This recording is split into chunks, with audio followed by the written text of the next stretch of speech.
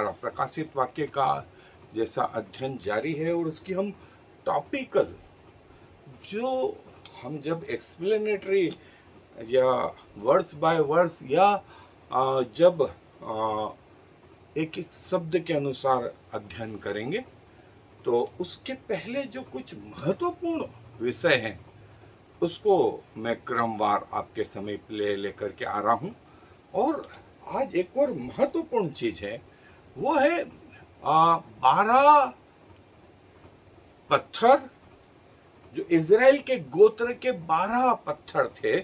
वो फिर वो महायाजकों को भी कहा गया कि 6 एक तरफ, 6 एक तरफ शोल्डर पर, और जो चेस्ट है उसके ऊपर भी जो है 3-3 की रो में 4 रो जो है इन पत्थरों की। और आपको बताऊं, इसका बड़ा रहस्य प्रकाशित वाक्य में प्रभु ने अपने चेलों से भी कहा, 12 चेले, 12 गोत्र, और एक एक गोत्र के नाम, एक एक फाटक, एक एक नेव चेलों के। सो जो है आज हम इन स्थलों में से एक स्थल जो प्रकाशित वाक्य में है, मैं आपके लिए पढ़ रहा हूं, और वो पाया जाता है प्रकाशित वाक्य का 21वां अध्याय, और उसकी जो है 9 आयत से मैं आगे पढ़ रहा हूं। प्रकाशित वाक्य का 21वां अध्याय 9 आयत से, और जो हमारा हिस्सा है महत्वपूर्ण वो यहाँ पर है। सो मैं आपको बता दूं, फिर जिन 7 स्वर्गदूतों के पास 7 अंतिम विपत्तियों से भरे हुए 7 कटोरे थे, उनमें से एक मेरे पास आया और मेरे साथ बातें करके कहा, इधर आ, मैं तुझे दुल्हन अर्थात मेमने की पत्नी दिखाऊंगा। तब वह मुझे आत्मा में एक बड़े और ऊंचे पहाड़ पर ले गया, और पवित्र नगर यरूशलेम को स्वर्ग से परमेश्वर के पास से उतरते दिखाया, और परमेश्वर की महिमा उसमें थी, और उसकी ज्योति बहुत ही बहुमूल्य पत्थर अर्थात बिल्लोर के समान यशब की तरह स्वच्छ थी। उसके शहर पना बड़ी ऊंची थी, और उसके 12 फाटक, और फाटकों पर 12 स्वर्गदूत थे, और उन फाटकों पर इज़राइल के 12 गोत्रों के नाम लिखे थे।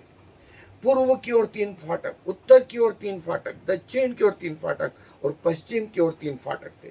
नगर की शहरपना की 12 नेवें थी, और उन पर मेमने के 12 प्रेरितों के नाम लिखे थे। और जो मेरे साथ बात कर रहा था, उसके पास नगर और उसके फाटकों, उसके शहरपना को नापने के लिए एक सोने का गज था। वह नगर वर्गाकार बसा हुआ था, और उसकी लंबाई चौड़ाई के बराबर थी, और उसने उस गज से नगर को नापा तो 750 कोस का निकला। उसकी लंबाई और चौड़ाई और ऊंचाई बराबर थी। उसने उसके शहरपना को मनुष्य के अर्थात स्वर्गदूत के नाप से नापा तो 144 हाथ निकली। उसकी शहरपना यशब की बनी थी, और नगर ऐसे शुद्ध सोने का था जो स्वच्छ कांच के समान हो। उस नगर की नींवें हर प्रकार के बहुमूल्य पत्थरों से संवारी हुई थी। पहली नींव यशब की, दूसरी नीलमणि की, तीसरी लालड़ी की, चौथी मरकत की, पांचवी गोमेदक की, छठवीं माणिक्य की, सातवीं पीतमणि की, आठवीं पेरोज की, नवीं पुखराज की, 10वीं लहसनिये की, 11वीं धूम्रकांत की, और 12वीं याकूत की थी। 12 फाटक 12 मोतियों के थे, एक एक फाटक एक एक मोती का बना था। नगर की सड़क स्वच्छ कांच के समान शुद्ध सोने की थी। देखें, 12 फाटक, 12 नेवें, और 12 गोत्रों के नाम, 12 प्रेरितों के नाम। और ये देखें, सिर्फ निर्गमन की पुस्तक से जो आरंभ हुआ, क्योंकि पिता परमेश्वर के हृदय में, उनके मन में ये प्लानिंग नए यरूशलेम की बाद में नहीं दोस्तों, ये पृथ्वी के बनने के पहले जो है प्रभु के मन में। और जब वक्त आया तो उन्होंने मूसा को बताया। मूसा भी शायद इन रहस्यों को नहीं समझता होगा कि नया यरूशलेम स्वर्ग से नीचे उतर रहा है, उसकी 12 नेवें हैं, उसकी 12 फाटक हैं, एक एक फाटक एक एक मोतियों का है।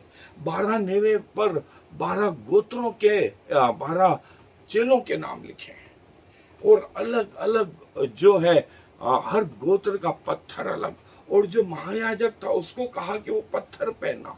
शायद महायाजकों को नहीं मालूम कि ये 12 पत्थर क्यों, लेकिन परमेश्वर जानता था, परमेश्वर जानता था। और परमेश्वर प्रकाशित वाक्य में इनके रहस्यों को प्रकट करता है। तो जो बातें निर्गमन की पुस्तक में है वो प्रकाशित वाक्य में देखिए। इतना विस्तृत परमेश्वर है हमारा। पीढ़ियां ही गुजर गई, मूसा भी चले गए, लेकिन कोई बना हुआ है आज भी, तो है परमेश्वर और परमेश्वर और परमेश्वर। और यदि आज वो हमें सिखाता है, यह हमारा सौभाग्य है, यह हमारा सौभाग्य है। सो दोस्तों देखें, ये रहस्य परमेश्वर जो अगम्य है, अगम्य परमेश्वर, सर्वशक्तिमान हम क्यों बोलते हैं? सिर्फ शब्दों में नहीं, परमेश्वर अपने कार्यों में। पृथ्वी के बनने के पहले से ये सब चीजें जो है परमेश्वर ने अस्तित्व में ला दी। और इसके रहस्य जो है अब हम पर खोले जा रहे हैं। हम आश्चर्य से भरे हुए हैं। परमेश्वर का धन्यवाद, धन्यवाद और धन्यवाद देते हैं कि परमेश्वर हमारा ऐसा अगम्य परमेश्वर। और जो है परमेश्वर बताता है कि क्यों वो 12 गोत्र, संतान की उत्पत्ति मनुष्य के अनुसार नहीं, परमेश्वर की इच्छा के अनुसार। याकूब को 4 पत्नियां दी, 4 से 12 बेटे उत्पन्न हुए जो इज़राइल के 12 गोत्र कहलाए। प्रभु यीशु मसीह ने 12 चेले बनाए। क्यों? ये रहस्य जो है इस नए यरूशलेम से जुड़ा हुआ था, इस नए यरूशलेम से दोस्तों जुड़ा हुआ था। और जो ये 12 का अंक है वो गवर्नमेंट को बताता है, सिग्निफिकेंस 12 का ये बताता है। और पुराने वाचा और नई वाचा जो है, जो 12 का नंबर है वो परफेक्शन, कंप्लीटनेस, गवर्नमेंट। इसीलिए याकूब को 12 बेटे जो इज़राइल के 12 गोत्र कहलाए, जो चले मिस्र से, उनका अरेंजमेंट भी 12 गोत्र, 3-3 के ग्रुप में, चारों दिशाओं में, चारों के अपने अपने झंडे। तो देखिए वो 4 फाटक भी मूसा के तंबू में जो है, वो 4 फाटक क्यों? 4 सुसमाचार को बताते हैं। 4 सुसमाचार क्यों? 3 क्यों नहीं, 5 क्यों नहीं? परमेश्वर की योजना, ये है भव्य परमेश्वर, ये है भव्य परमेश्वर। और जैसा हमने देखा कि नीवे जो हैं नए यरूशलेम की, वो चेलों के नाम, प्रभु यीशु मसीह के प्रेरितों के नाम। और शहर के फाटक इन प्रेरितों के जो है 12 गोत्रों के नाम। और जो है 12 चेले जो है वो पुराने नियम को जो है आगे बढ़ाते हैं। और इसका जो महत्व है उस समय के शायद लोगों को ये समझ में नहीं आया हो, लेकिन आज प्रभु हमें ये बताते हैं कि 12 चेले ही क्यों, 12 गोत्र ही क्यों? क्योंकि जो नया यरूशलेम उतरने वाला था उसके 12 फाटक चौकोर बसा था, उसकी लंबाई, चौड़ाई और ऊंचाई बराबर थी। हम आगे देखेंगे आगे के चित्रों में दोस्तों। और जो है इनका जो अरेंजमेंट था, जब बिलाम ने इनको उस पहाड़ी से नीचे देखा तो उसे क्रूस नजर आया, क्रूस नजर आया, क्योंकि ये गोत्र ऐसे जमे हुए थे। उसने कहा ये परमेश्वर की प्रजा है, जिसे परमेश्वर ने आशीष दी, मैं कैसे श्राप दूं? कैसे श्राप दूं? श्राप दे ही नहीं सकता। ये अरेंजमेंट था दोस्तों। और 3-3 का एक खेल था जो वहां लिखा है। और जो है ये 12 का अंक मैंने बताया। आरून के समय में साउल, दाऊद, सुलेमान और जो है स्वर्गीय यरूशलेम के 12 फाटक, 12 मोती, 12 स्वरदूत, ये सब परफेक्शन को बताते हैं। और जो स्वर्ग के फाटक हैं वो 12 गोत्रों को बताते हैं, एक एक फाटक, एक एक मोती का, और उनके नाम वहां लिखे हुए हैं। और आप परमेश्वर कहता है कि जो है ये जो है 12 गोत्र वो महायाजक के छाती पर जो पटुका बंधा था उस पर भी ये पहने जाए, उस पर ये पहने जाए। परमेश्वर के सामने इनका स्मरण किया जाए, परमेश्वर के सामने। और महायाजक ऐसा करते थे।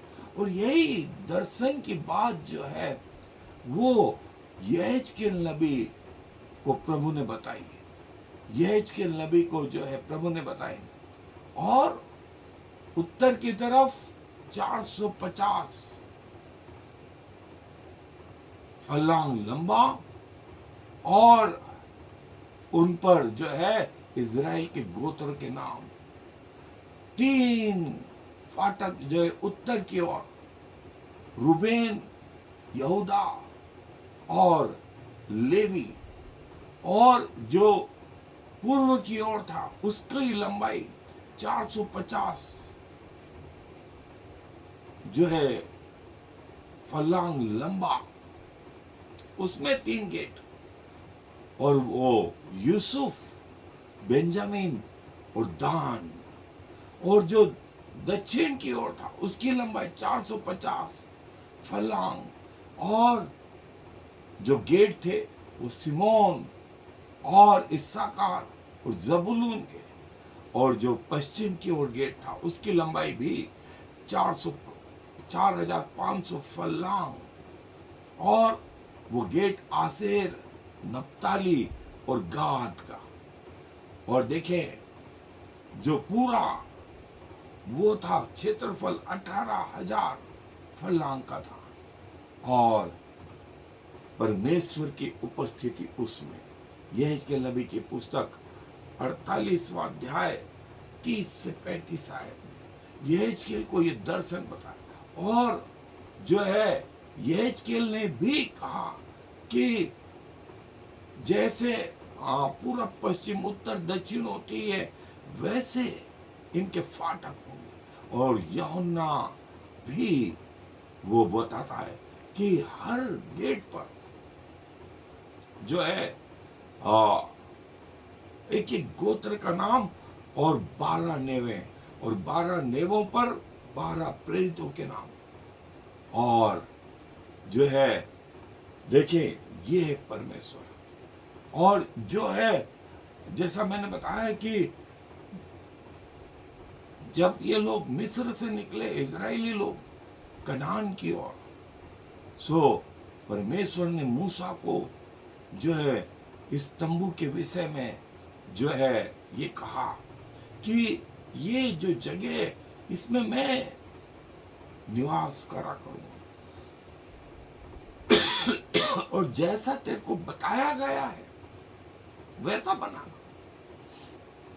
मतलब स्वर्ग में मूसा को ये दर्शन बताया गया और मूसा से कहा गया इसमें कोई चेंज नहीं करना, क्योंकि ये परमेश्वर की भव्य रचना है। और जो है परमेश्वर ने गिनती की पुस्तक में ये सब जो है डिटेल से बताया, डिटेल में बताया। परमेश्वर जानता था आने वाले समय में।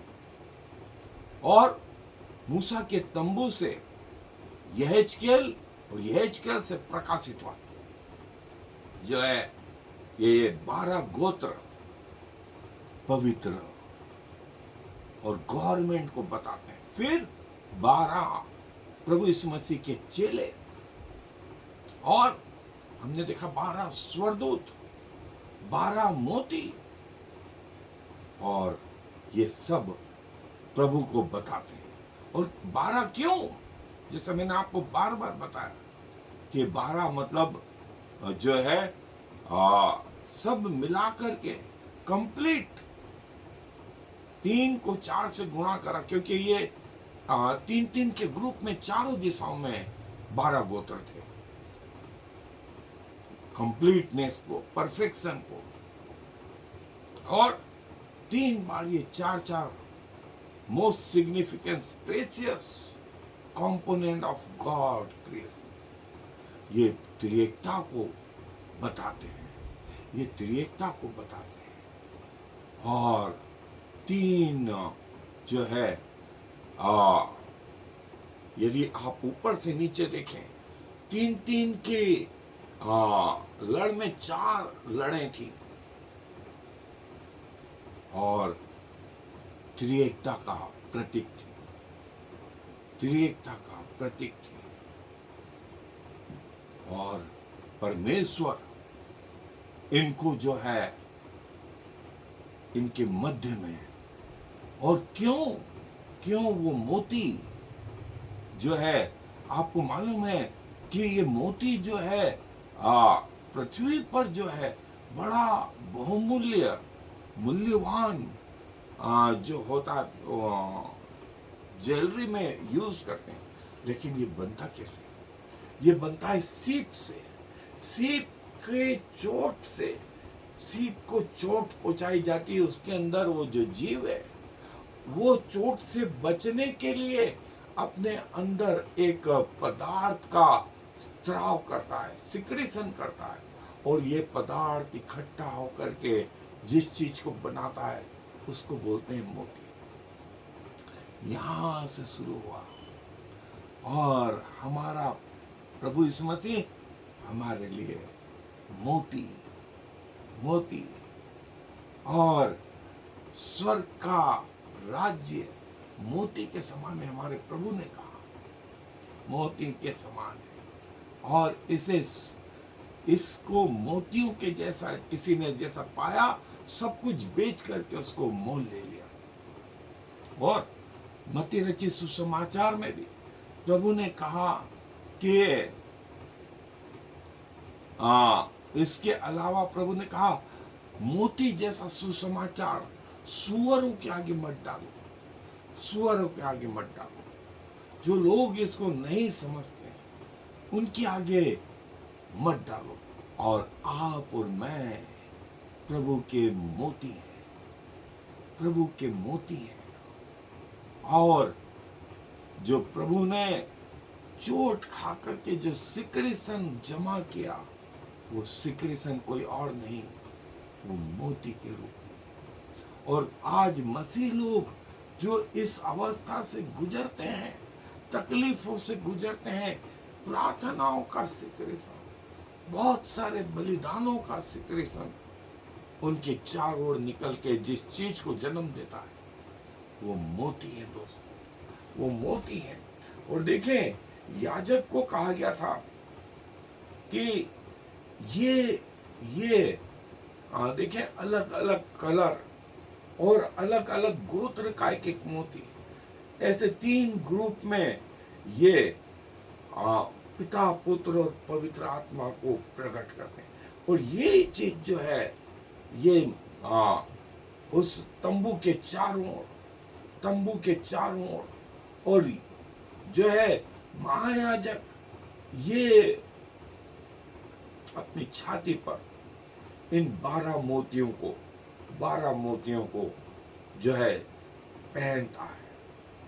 और देखिए 3 रो हैं, 3 रो यूं हैं और 3 रो यूं हैं, और 6 मोती इधर और 6 मोती इस शोल्डर पर भी। जो पिता परमेश्वर के सामने रिप्रेजेंट होते हैं। और जैसा मैंने कहा ना कि हो सकता है महायाजकों को, मूसा को भी ये ना रहस्य मालूम हो कि परमेश्वर अंत में न्याय यरूशलेम स्वर्ग से उतारने पर है। उसके फाटक पर ये 12 गोत्रों के नाम लिखे होंगे, उसकी नेवों पर 12 प्रेरितों के नाम लिखे होंगे। और ये जो है ये वो हिस्सा है, 12 फाटक, 3 फाटक पूरब की ओर, 3 पश्चिम की ओर, 3 उत्तर की ओर, 3 दक्षिण की ओर। सो दोस्तों, ये बड़ा रहस्य है और एक एक मोती का एक एक महत्व है, एक एक महत्व। सो जब हम उसके अध्ययन पे आएंगे क्रमानुसार, तब इसको फिर से देखेंगे। लेकिन आज के लिए मैं सोचता हूं कि इतना हमारे लिए काफी है। तो प्रभु अपने वचनों पर आशीष दे। आए, अपने सरों को प्रार्थना में झुकाएं, दुआ करेंगे।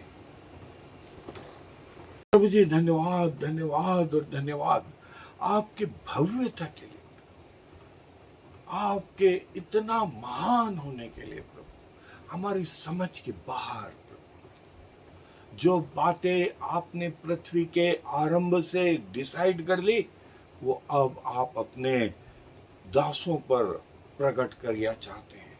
इसलिए नहीं कि हम में योग्यता है, इसलिए कि आपकी दया इस अंत के समय में आप चाहते हैं कि आपके रहस्य आपके लोगों को मालूम पड़े। धन्यवाद, धन्यवाद और धन्यवाद प्रभु। आपको सराहते हैं प्रभु, आपके नाम को ऊंचा उठाते हैं। जब तक जीवित रहे, आपकी महिमा का कारण हो सके, आपके प्रति विश्वास योग्यता का जीवन जी सके। सारा मान सम्मान गौरव आपको देते हुए इस विनती को प्रभु यीशु मसीह के नाम से मांग लेते हैं, आमीन। और फिर I am the Lord. There is no other God. I have prepared you, even though you do not know me. So all the world from east to west will know there is no other God. I am the Lord, and there is no other.